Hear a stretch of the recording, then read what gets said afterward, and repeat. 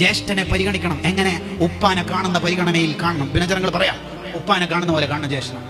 ഓനങ്ങനെ ചെയ്തു വെച്ച് ഓനാ ആരാടാ പറഞ്ഞത്? ഇപ്പൊ നീ ആരാ പറഞ്ഞത്?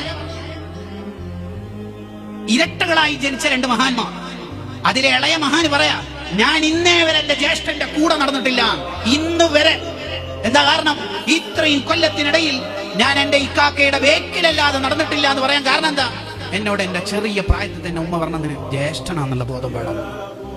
ഇതാണ് ഉമ്മി ഉപ്പി പഠിപ്പിച്ചു കൊടുക്കണം. അവര് വലിയ വയസ്സിന്റെ വ്യത്യാസം, ചെറിയ 3 വയസ്സിന്റെ വ്യത്യാസമേ ഉള്ളൂ. ജ്യേഷ്ഠൻ എന്താ വിളിച്ചത്? ജ്യേഷ്ഠത്തിനെ നമ്മൾ എങ്ങനെയാ കാണേണ്ടത്?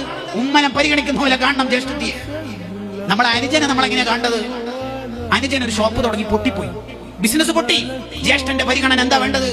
ഒരു മോന് ബിസിനസ് തുടങ്ങിയിട്ട് പൊട്ടിയാൽ ഉപ്പവേ സ്ഥലം വിട്ടിട്ടോ വേറെന്തെങ്കിലും സ്വത്ത് വിട്ടിട്ടോ ആ കടക്കാരൻ മുഴുവൻ ചൊറയും തീർക്കും, വിഷമം തീർക്കും. എന്ന പോലെ ഉപ്പ മക്കളെ സ്നേഹിക്കണ പോലെ ജ്യേഷ്ഠൻ അനുജനെ സ്നേഹിക്കണം എന്ന് പഠിപ്പിച്ച മതമാണ് ഇസ്ലാം.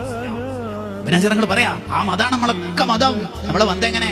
മൂത്തമ്മയെ ഇളയമ്മയെ അഥവാ ഉമ്മാന്റെ സഹോദരിമാരെ പരിഗണിക്കണം. ഏതുപോലെ പരിഗണിക്കണം? അൽ ഖാലത്തു ബിമൻസിലത്തിൽ ഉമ്മി, ഉമ്മാന്റെ സ്ഥാനം കൊടുക്കണം ഉമ്മാന്റെ ഏട്ടത്തി അനിയത്തിമാർക്ക്. ബദറുദ്ദീൻ സർക്കശി റഹ്മത്തുള്ളാഹിയുടെ അഭിപ്രായ പ്രകാരം ഉമ്മാനെ ബുദ്ധിമുട്ടിച്ച അതേ കുറ്റം തന്നെ ഇളയമനെയോ മൂത്തമ്മനെയോ ബുദ്ധിമുട്ടിച്ചാൽ ഉണ്ട് എന്ന് വരെ ചർച്ചയിൽ കാണാം. പ്രബലാഭിപ്രായങ്ങൾ, എതിരാഭിപ്രായങ്ങളൊക്കെ ഉണ്ട്, ശരിയാണ്. എന്നാലും ഇമാമിങ്ങൾ അത്രയും ഗൗരവത്തിൽ ചർച്ച ചെയ്തിട്ടുണ്ട്.